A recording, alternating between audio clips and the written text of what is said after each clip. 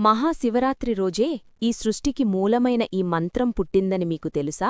మహాశివరాత్రి రోజున ఈ మంత్రం జపిస్తే ఎన్నో జన్మల పాపాలు తొలగి మానవుడికి మోక్షం లభిస్తుందని మన స్కందపురాణం చెబుతోంది.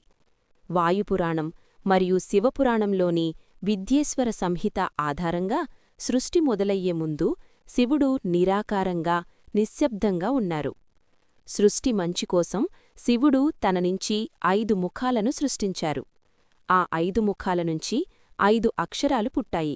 నా, మా, హి, వా, యా.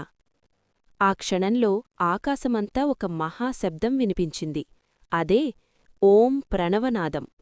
ఆ ఓంకారనాదంనుంచే శివుడు జ్యోతిర్మయ రూపంలో వెలుగుతూ ప్రత్యక్షమయ్యారు.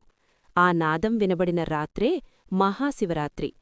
ఆ రాత్రే శివుడు దేవతలకు ఓం నమఃశివాయ అనే పంచాక్షరీ మంత్రాన్ని ఉపదేశించారు.